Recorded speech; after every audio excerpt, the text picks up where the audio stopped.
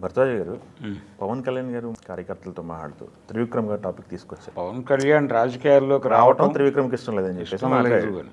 అంటే తను నా మిత్రుడే, ఇప్పటికీ మిత్రుడే, ఎప్పటికీ మిత్రుడే. కానీ ఆయనకి నేను రాజకీయాల్లోకి రావటం ఇష్టం లేదు.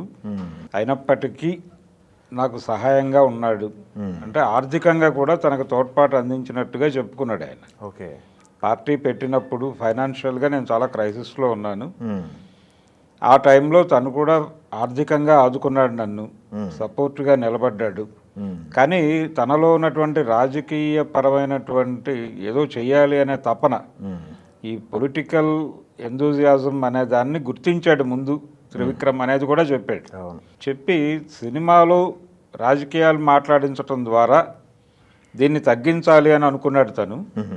అనుకుని జల్సా సినిమాలో పొలిటికల్ ఏరియాలో నడిపాడు కథని. పర్టికులర్గా ఆ ఇంటర్వెల్ టైంలో వచ్చే డైలాగులు, ఒక common man reaction, society towards society, ఒక కామన్ మ్యాన్ ఎలా రియాక్ట్ అవుతాడో ఆ రియాక్షన్ అంతా అందులో చూపించాడు. నేను జీవించాను దానిలో. అది అక్కడితో అయిపోతుంది అనుకున్నాడు. కానీ అక్కడి నుంచి నా ఫైర్ మొదలైంది, నాలో ఒక మదనం మొదలైంది అనే పద్ధతిలో చెప్పాడు ఈయన. చెప్పి దాని కొనసాగింపుగానే రాజకీయాల్లోకి వచ్చాను అన్నట్టుగా తను రాజకీయాల్లోకి రావటానికి, రాజకీయాల్లో కంటే అంతకు ముందే వచ్చున్నాడు నిజానికి. అతను జల్సా కంటే ముందే రాజకీయాలతో ఉన్నాడు ఆయన. ఏది చిరంజీవి గారి ప్రజారాజ్యం పార్టీ నాటికే ఉన్నాడు ఆయన సీన్లో, రాజకీయాల్లో ఉన్నాడు. అయితే దాని కంటిన్యూషన్ తను సీరియస్గా బాధ్యత భుజాన వేసుకుని, తనే ఈ మధ్య ఇంకొక సభలో మాట్లాడుతూ తన పొలిటికల్ ఎంట్రీ చిరంజీవికి కూడా ఇష్టం లేదు అన్నట్టుగా తనే అడ్మిట్ చేశాడు. ఆయన వద్దన్నప్పటికీ నేను పార్టీ పెట్టాను అని చెప్పాడు. వద్దని చిరంజీవి గారు చెప్పడం మాత్రమే కాదు, ఓపెన్గా ప్రెస్ ముందుకు వచ్చి అల్లు అరవింద్ గారు మాట్లాడాడు. వద్దు రాజకీయాలు, మనం అనవసరంగా మనం రప్చర్ అయిపోతాం, చాలా దారుణంగా మాట్లాడతారు, అనవసరం, ఉన్నటువంటి పరిస్థితుల్లో సినిమాలు చేసుకోవటమే మంచిది, రాజకీయాలు వద్దు అని పవన్ కళ్యాణ్కి సలహా చెప్తూ మీడియా ముఖంగానే మాట్లాడాడు అరవింద్. పాత జ్ఞాపకాలు, పాత అనుభవాలు, ప్రజారాజ్యం నాటి విమర్శలు అవన్నీ కూడా ప్రస్తావించాడు ఆయన. ఇవన్నీ పక్కన పెట్టేసి పార్టీ పెట్టాను అని ఒక సందర్భంలో పవన్ కళ్యాణ్ చెప్పాడు ఈ మధ్య. చెప్పి దాని కొనసాగింపుగా ఇప్పుడు త్రివిక్రమ్ని పట్టుకొచ్చాడు. త్రివిక్రమ్కి ఇతనికి ఉన్నటువంటి బంధం, త్రివిక్రమ్ ఇతని ఆలోచనల్లో ఉన్నటువంటి చాలా అంశాలని నెమ్మదిగా పక్కకి నెట్టి తను ఆక్రమించుకున్నాడు అనే విమర్శ ఉంది బయట నుంచి. అంటే ఇంతకుముందు కొంత లెఫ్ట్కు ఉండేవాడు పవన్ కళ్యాణ్ ప్రారంభంలో. అతను తీసినటువంటి జానీ సినిమాలో కూడా ఆ ఛాయలు కనిపిస్తాయి. మాస్టర్జీ అనే ఒక వామపక్ష రచయితతో పాటలు రాయించుకున్నాడు ఆ సినిమాకి, తను డైరెక్ట్ చేసిన జానీ సినిమాలో. అందులో ఈ బాబ్రీ మసీద్ ఇష్యూ ఇవన్నీ ఉంటాయి. దానిలో ఈ నవాబుల పాలనలో ఉన్నటువంటి హైదరాబాద్లో కులమతాల చిచ్చు ఎందుకు రన్నా అని ఒక పాట కూడా ఉంది. ఇవన్నీ కూడా మాస్టర్జీ ఇన్ఫ్లుయెన్స్తో నడిచినటువంటి సందర్భం ఆ రోజున. పవన్ కళ్యాణ్ జీవితంలో త్రివిక్రమ్ వచ్చిన తర్వాత ఈయన కొంచెం లెఫ్ట్ నుంచి రైట్కి తిరగటం మొదలైంది.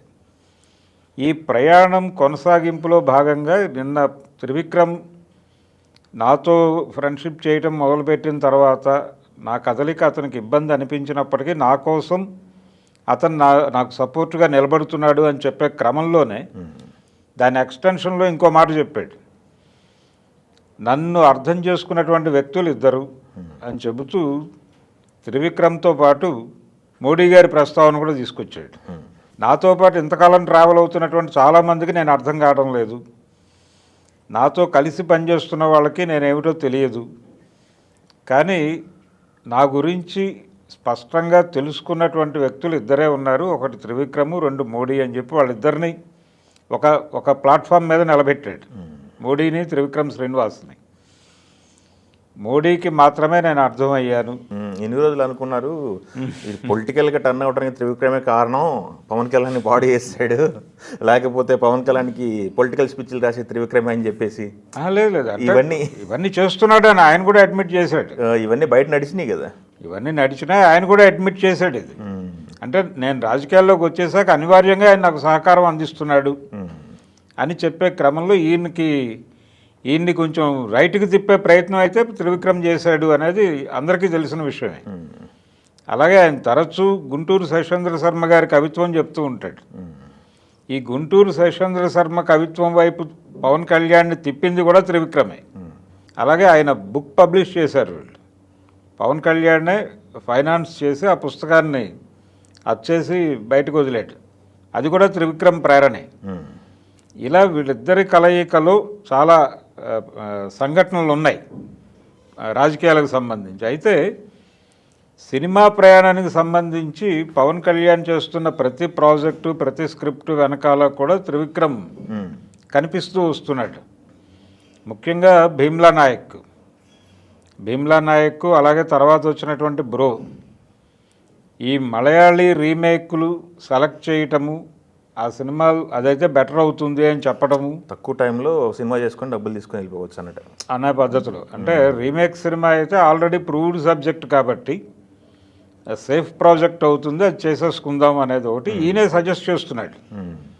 ఈయనే సలహా ఇచ్చి బ్రో సినిమా తీయించాడు అనేది కదా మనకి బయటకు వచ్చినటువంటి వార్త.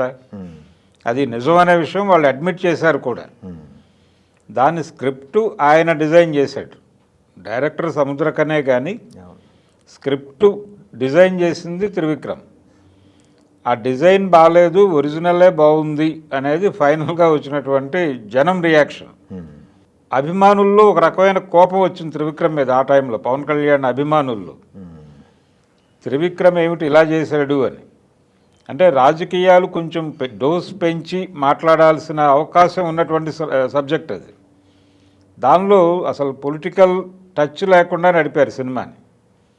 ఇప్పుడు పవన్ కళ్యాణ్ క్యారెక్టర్ అంటే దాన్ని దేవుడి పాత్రగా చిత్రీకరిస్తూ ఒక చనిపోయినటువంటి వ్యక్తి, ఆ చనిపోయినటువంటి వ్యక్తి క్యారెక్టర్ని ఒక లో ప్రొఫైల్ అంటే ఒక స్లమ్లోనో ఎక్కడో లొకేట్ చేసి ఉంటే చాలా విషయాలు మాట్లాడే అవకాశం దొరికేది. అలా కాకుండా ఒక అప్పర్ మిడిల్ క్లాస్ ఏరియాలో లొకేట్ చేసి దాన్ని డైల్యూట్ చేశాడు ఆ క్యారెక్టర్ని అనే అభిప్రాయం చాలామంది మాట్లాడారు. సో త్రివిక్రమ్తో ప్రయాణం గురించి ఒక్కసారి రివ్యూ చేసి, త్రివిక్రమ్ ప్రభావం నా మీద ఉంది, ఇప్పటికే ఆయన నాతోనే ఉన్నాడు, మా ప్రయాణం కొనసాగుతుంది అని చెబుతూ మోడీతో పోల్చి మాట్లాడటం అనేది త్రివిక్రమ్కి ఒక రకంగా ప్రమోషనే. త్రివిక్రమ్కి ఒక రకమైన ప్రమోషన్ ఇస్తూ ఇప్పుడు ఆయన ఇంకొంచెం సీరియస్గా వాళ్ళతో ట్రావెల్ అవ్వాలని డిసైడ్ అయ్యాడు బీజేపీతో. అంటే ఆయన ఎమ్మెల్యేగా పోటీ చేస్తున్నాడు, ఎంపీగా కూడా పోటీ చేస్తాడనే ప్రచారం జరుగుతోంది. కాకినాడ నుంచి చేస్తాడా లేకపోతే మచిలీపట్నం నుంచి చేస్తాడా అనే విషయంలో ఒక గందరగోళం అయితే ఉంది. ఫైనల్గా ఆయన ఎక్కడి నుంచైనా ఎంపీగాను ఎమ్మెల్యేగాను పోటీ చేసి ఎమ్మెల్యే వదిలేసి ఎంపీ స్థానం పట్టుకుని ఢిల్లీ వెళ్ళి మంత్రి అవుతాడు. ఈ ప్రాతిపదిక కూడా ఒకటి ఉంది ఆయన ప్రయాణానికి అని చాలామంది ఆల్రెడీ మాట్లాడుతున్నారు. దీన్ని ఖండించే ప్రయత్నం అటు నుంచి జరగటం లేదు. సో ఈ ప్రయాణంలో త్రివిక్రమ్ అవసరం గట్టిగా ఉంటుందని భావిస్తున్నాడా పవన్ కళ్యాణ్ అనేది ఒక డౌట్. సందర్భం లేకుండా త్రివిక్రమ్ గురించి మాట్లాడటం, తనతో తన జర్నీ మొత్తం రివ్యూ చేస్తూ మాట్లాడటం, తన గురించి తెలిసినటువంటి వ్యక్తి ఆయన ఒక్కడే అని చెప్పడం, ఆయన తర్వాత మోడీ అని చెప్పడం, ఇవన్నీ చూస్తే ఇప్పుడు భవిష్యత్తులో ఆయన ప్రయాణంలో త్రివిక్రమ్ చాలా కీలకమని ఆయన భావిస్తున్నాడు అనేది మనకు అర్థమవుతుంది. కాబట్టి ఈ జర్నీ మరికొంతకాలం కొనసాగే అవకాశం ఉంది అనేది చాలా స్పష్టంగా పవన్ కళ్యాణ్ గారు చెప్పాడు.